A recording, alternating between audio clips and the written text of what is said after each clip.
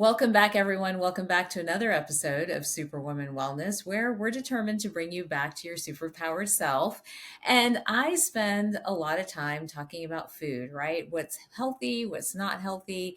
But today we want to dive into the connection between your food and your mood. Many people don't realize that how they are eating is impacting how they're feeling. So at the end of this episode, I hope that you'll walk away with maybe three foods that you really need to keep your mood nice and stable, or what the traps are that might be making you feel maybe not 100%.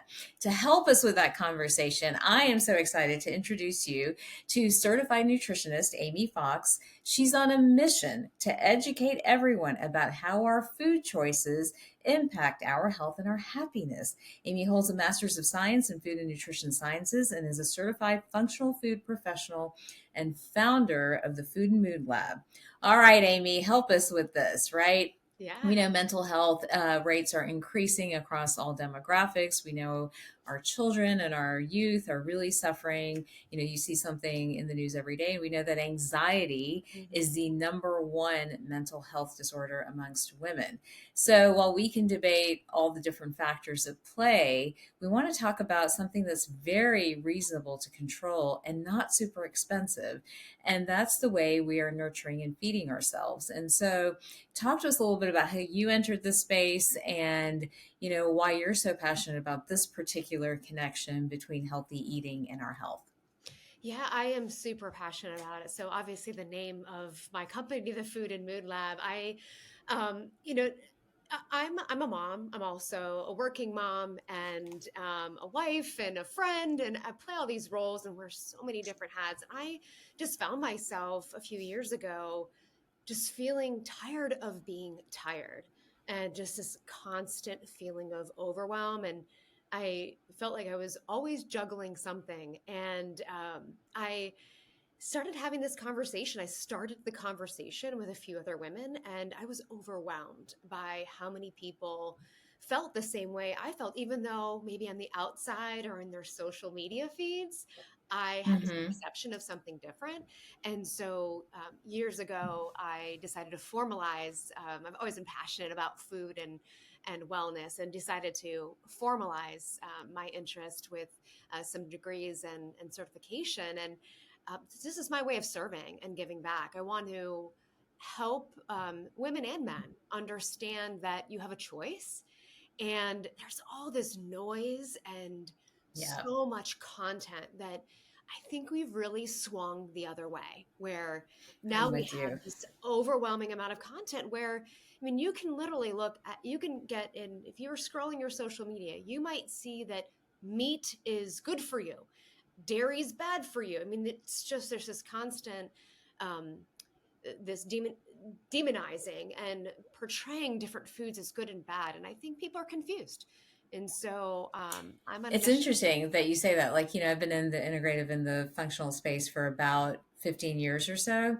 And we went from no information or minimal information, trying to figure it out, trying to put the pieces together on our own, to now this explosion of information.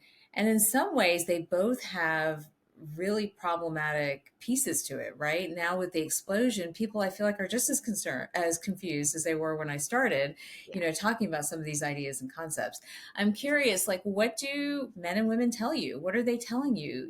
What are some of the statements that have been, recurrent or repetitive that, that others listening today might really resonate with? Yeah, I'm a listener of your podcast, and I think we are so on the same page. This comment will probably resonate with you, but one of the most overwhelming uh, topics that I continually hear about is question about what's the best diet.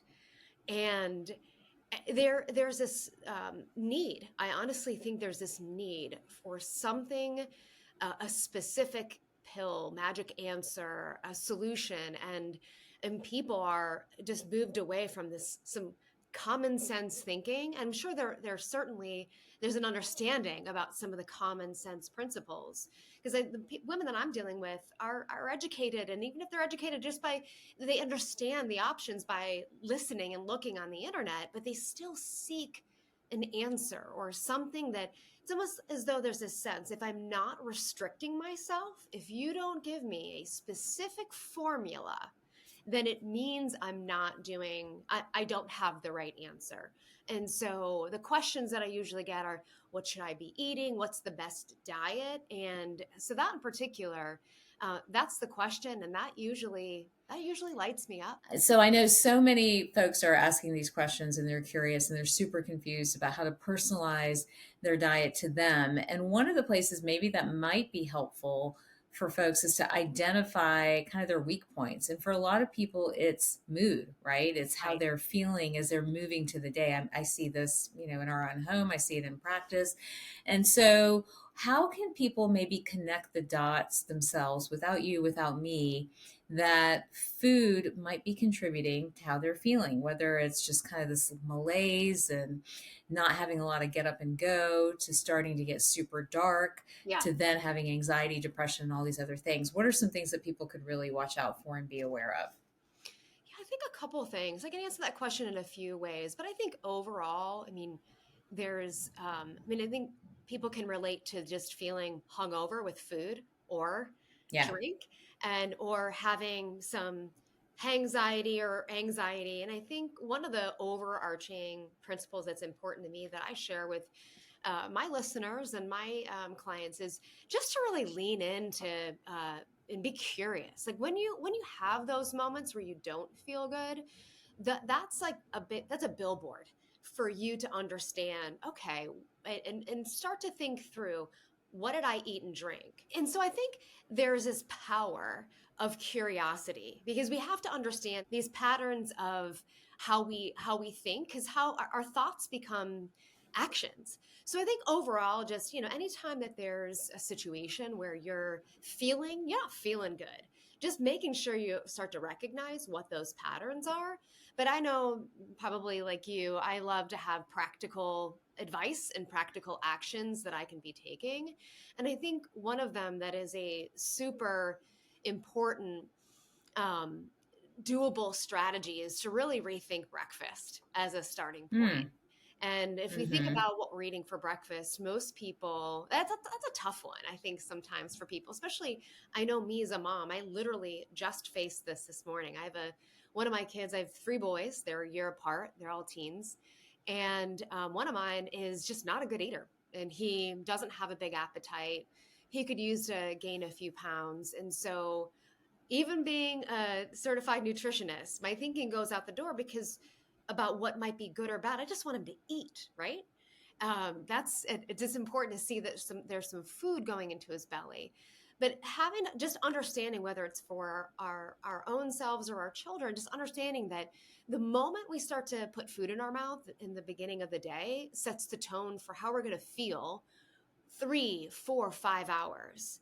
And so just understanding the power of that choice and making choices that where you're always leading with protein, especially in the morning, and Hmm. leading and making protein the star. I'm sure that's not new for you. Um, Right. I mean, that we want to choose protein always, in my opinion, as the center of a meal and snack, because when we have protein, it's doing a number of things, but one of the most important things, if we're pairing that with some good carbs, we're setting ourselves up to have steady energy. And that's really key because hours later in the afternoon, if you ever experience those lows, those are times when we start to make choices that may not be as healthy. And so it starts in the morning. And I agree with that. Yeah, I definitely agree with that. And one of the things I think that many people don't realize is that that sort of undercurrent of your blood sugar, whatever your blood sugar is doing, is connected to your mood. So there's so many players into mood, right? But when we're thinking about how we can use food as a tool to regulate our mood, managing your blood sugar is a big part huge. of it. So we'll see people get super anxious. I'm sure you see this too, patients getting really anxious and they don't know why, but it's a blood sugar dip Mhm. or it's a blood sugar spike, or people getting super dark and not understanding it's related to kind of what's happening with their blood sugar overall, or they're simply not getting, kind of the right nutrients. So when you think of sort of this protein heavy morning, which I agree with, by the way, and you've probably heard me say that Yeah. like a million times, and I live by it. If I don't get it, then I myself don't feel 100%. But what are some examples? Like my go-to is always, the smoothie, right? And everyone will debate the smoothie. They're like, you're getting processed protein. And I'm like, I get it. I'm busy. And sometimes I honestly don't feel like eating. I have that issue that a lot of women have. And that could be from stress, it could be from many other things, or it could just be time. And the smoothie works for me and it kind of keeps me stable for four Yeah. or 5 hours, gets me to about 12 or 1 o'clock, sometimes even to 2 o'clock before I'm even thinking about food. So what are some of your favorite ways of sort of loading up in the morning so that we are powered up, Yeah. for the rest of our day? Yeah, and again, I'm speaking from experience. I just fed my son who usually eats a really bad breakfast. We're trying hard to overhaul, but we have to I have to pick my battles. I'm sure a lot of Right, your right. listeners All of do the us. same. Yeah. And so, I mean, Greek yogurt is a go-to for it's just a grab and go type of option. And with a big asterisk there, we have to make sure that you're looking at the yogurts that have no or very low meaning like under 3 or 4 grams of added sugar. But Mm, there's so many great brands, and there's brands that are sweetened, but also are sweetened with natural fruit. So tons of options that are inexpensive, and you can doctor those suckers up with some fruit and so many other things. I put a dollop of whipped cream. Yeah, that's not 100% healthy, but we're not, in my opinion, Dr. Taz, like I don't push perfection. I push, I, right.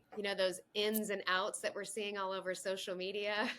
Out is Yeah. 100%, in is, in my opinion, 75% all the time. So Yep. as long as we're making choices, and when I put a dollop of whipped cream on some yogurt, my children think it's dessert. And Mm. it's nothing. Greek yogurt with some fruit, some sausage, some turkey sausage, Mm-hmm. um, Mm-hmm. eggs, and eggs are to me one of the best proteins out there because you can quickly whip up a frittata or an omelet or your own egg white bites, hard boiled eggs that stay forever. You don't have Yeah. meal prepped per se. So, Right. and there's a lot of ways you can take some oatmeal and you can add some protein if you're used to making smoothies. There's overnight oats, which are a great grab and go option. And you can retexturize, or if you're an oats fan with protein, you could make those whether it's into balls or muffins, or there's a lot of fun ways that you can do that. And nowadays, if you have the right machines, you can make an ice cream.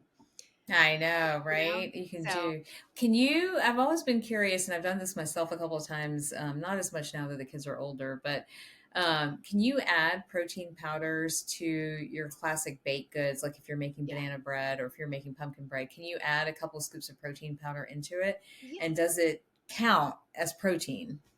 Well, I think it does. And I think, the comment that you made about someone talking about your smoothie and adding maybe a protein powder. I mean, I think this is part of what's contributing to some of the confusion. I mean, we have to zoom out. I mean, you're getting protein. If the objective is to eat a higher protein diet, because we know all of those benefits that are out there.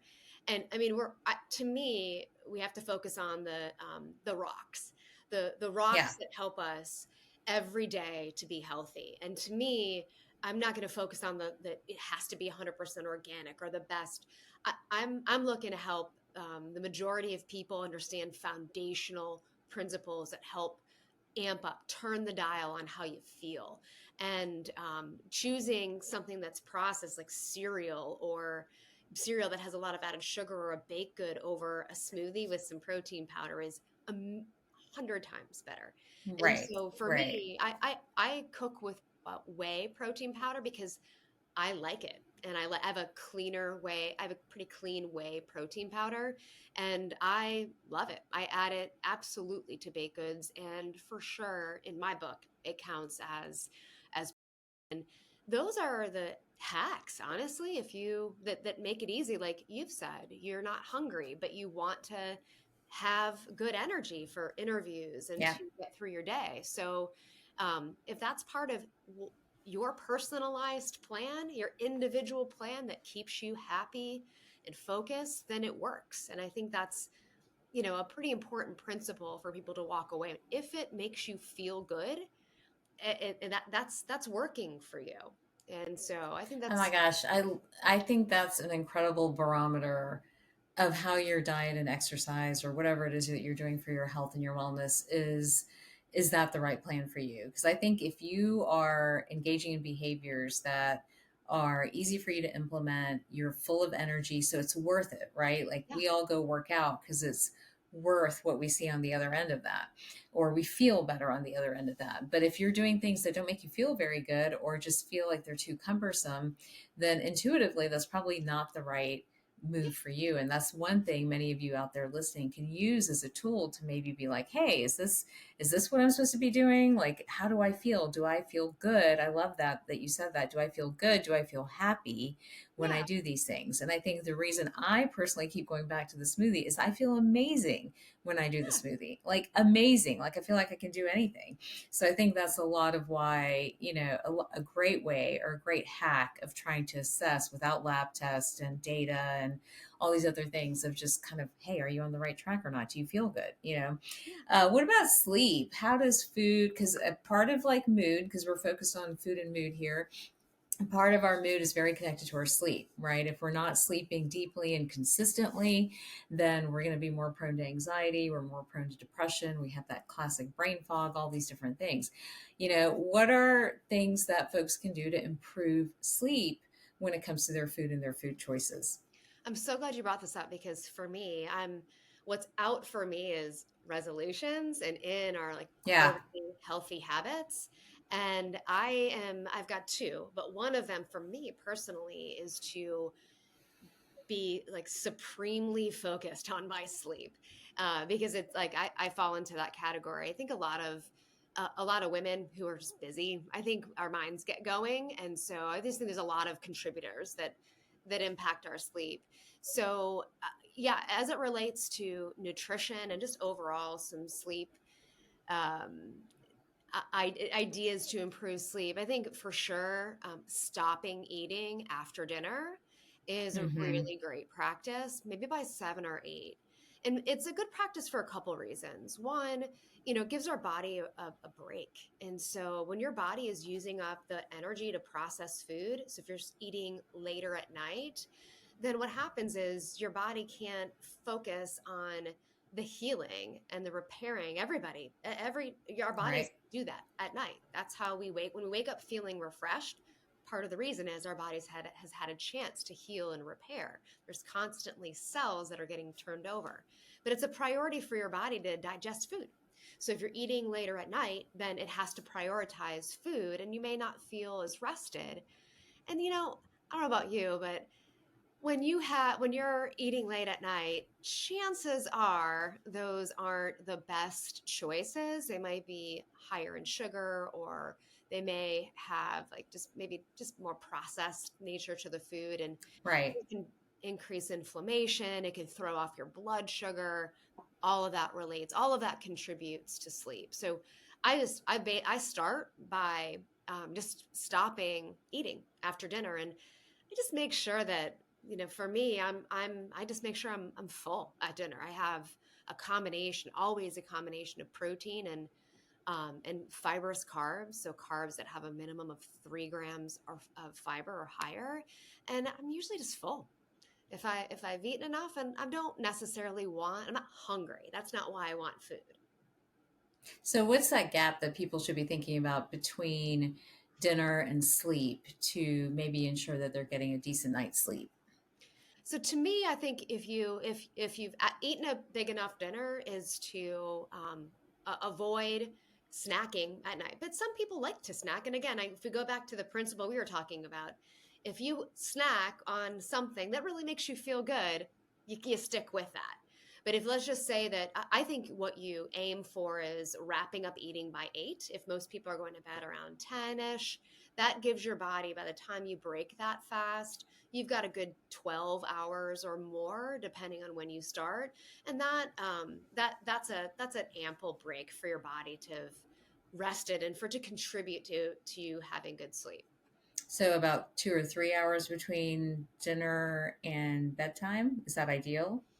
I would say a little bit longer. I would say at least 3 hours. Really? Yeah, I do. Wow. Yeah. So that is fundamentally the problem for so many of us, right? Because people are coming home late, they're eating late, then they're trying to get their sleep. So what happened? What do you do in that sort of scenario? Are you, let's say, you do get home at like 8 or 9 o'clock at night, whether it's a athlete or whether it's you from work or a project and you haven't eaten, what's the best strategy? Is it, do you eat a full dinner? Do you eat a light snack and then try to go to bed? What should somebody do? Or do you just not eat? Are we just over consuming and that food is not really necessary? I think you have to listen to your body. I mean, if you're hungry or if you, I love the example you shared, an athlete. My kids fall into that category. And Mm-hmm. so I think it's all about like the combination of having some protein and having some healthier carbs and just staying away from the crap, for lack of a better expression.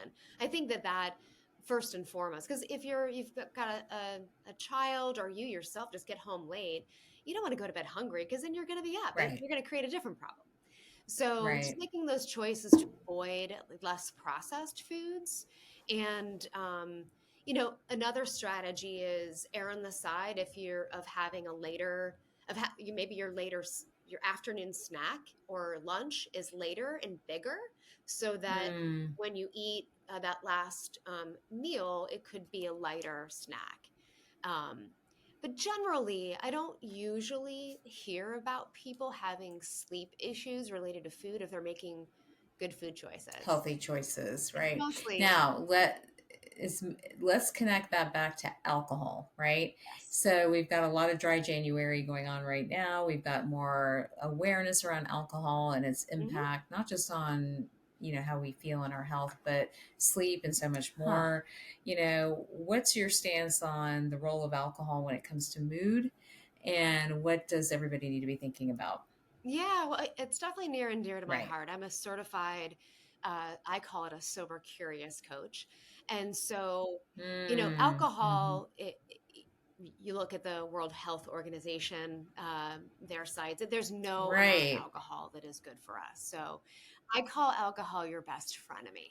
It is the master of deception for sure, because we all think, Hmm. first of all, there's this lure that it's sophisticated. It's what takes you from stressed to relaxed, that Right. nightcap or that, and that is such malarkey. That's not, we are being deceived. It's the ritual that we're craving. And it is one of the most highly addictive substances. So it's not anybody's fault. It's the substance. So just it's important to be aware. And I think going back to what I said earlier, being curious about if you're not feeling well or you want to feel better, one of the first places I always start. We start with processed foods, but we go back to how much alcohol is being had and incorporated in the diet. And 9 times out of 10, that one change, it doesn't necessarily, by the way, have to be cold turkey either, just because that's just not realistic. So maybe it's a damp January, or we're just getting curious about limiting or maybe lightening up instead of weekend drinking. It's a glass of wine or for one night. So just taking some steps to go that route. And Right. I do Yeah. think that if you're curious and you have never experimented with limiting or removing alcohol, it's worth a try because you talk about superwoman power. It is a superpower. It's a complete, it is a complete game changer on life. And I call myself sober curious. I have rooms dedicated to wine. I've gone on trips dedicated to wine. So I'm speaking from a place of just authenticity here. I think that it's important to, Well, I agree. I couldn't agree with you more. The couple of times I don't really drink, and if I have it every now and then, I feel terrible the next day, and I don't know how people have that as a regular habit. So, I'm one for limiting, celebrating every now and then, but it shouldn't be a daily habit or a weekly habit. It should be really reserved for special occasions. But I think it's going to take a while until our culture shifts to really, coming in line with that. So a lot of times I'll fake drink. I'm just being honest with you guys that a lot of times you'll see me holding a drink, but it's actually not a drink. My husband and I have this hack where it's sparkling water and cranberry juice. So it looks like I'm drinking. So Yeah. everybody leaves me alone and is not constantly trying to give me a drink at social occasions. So unfortunately, that's what we're doing until we all kind of can just relax and be like, we don't have to drink to have a good time. You can have a good time One of the in other many other mocktail ways. suggestions that you Yes, might mocktails. try out next You time. know, I love that's one of my go-to mocktails, but as an alternative, take it's all about the glass. It's about the ritual, in my yes. opinion. But smash a couple raspberries and some citrus, some like lime or lemon, and add in your favorite, sparkling water. And there's that combination of raspberry and lime for me. It Oh, I like so that. pretty Yeah. because it's got the same color as that cranberry, but it's add in some fruit in there too. Oh, I love that hack. All right, I can't believe we're almost out of time, but let's do, because I think this is important, let's do a quick rapid fire Yes. on a couple things. I'm going to do the first question and just like blurt out real Yeah, that's quickly, cool. like three or four things that come to your mind. So the first question I have is what are like the three common internet myths that you wish would just go away? Let's see. Carbs are bad for you.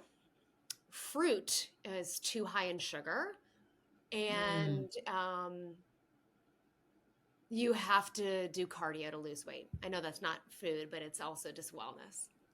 Okay, that's great. We'll take those. Okay, let's do one more. We're talking about food and your mood. What are the three foods you would take out that are contributing to the anxiety and the depression that we're seeing today? Alcohol in any form, Wow. first and foremost. Absolutely. I think the second are all of the fake sugar foods. So, for example, if you're really trying to cut back on sugar or cut back on for whatever reason, you want to eat healthier, but you go to the route of buying the sugars that have like the sugar alcohols or the fake sugar, it makes you feel like crap. It hurts your Mm-hmm. stomach. Have the thing, have the cookie, enjoy the cookie. And because usually what ends up happening is people eat a lot of the fake baked good or fake what have you, the keto branded, anything in those bags that have those 100% have fake sugar. And either you don't end up feeling good, you're either going to spend a lot of money, or but just it is about feeling good, right? If you really want to have an ice cream cone with your kid, who wants to miss out on that Right. experience? Have the ice Right. cream cone and then just make the next best healthy choice. All right, last one, and then we'll try to round it up for everybody. Three foods, similar question, but flipping it. Three foods that absolutely need to be in your diet for a healthy, balanced mood. Protein, 100%. All sorts of lean proteins. I think fibrous carbs. So anything that's 3 grams of fiber or more. And I think avocado is amazing. Awesome. Well, thank you so much for taking time out today to join us. And for everybody who's watching and listening to this episode of Superwoman Wellness, we started the episode saying we're going to give you three or four things you can take away to connect your mood with food and vice versa. And hopefully you've got them. I know them. I can spit them right back out.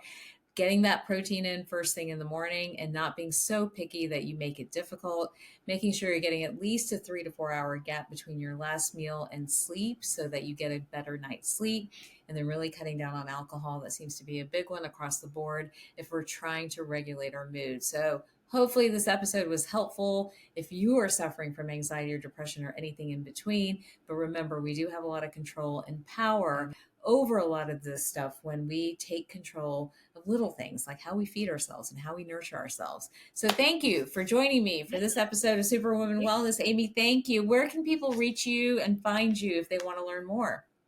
Yeah, so I have a lot of great information out there on the website foodandmoodlab.com. and I have a cafe that a virtual cafe that's recently launched where I made it super affordable to be part of a community that's all focused on feeling good with nutrition, exercise, and mindset. So check it out. Love that. I love that. All right. Well, thank you so much. And for everybody else, we'll see you next time.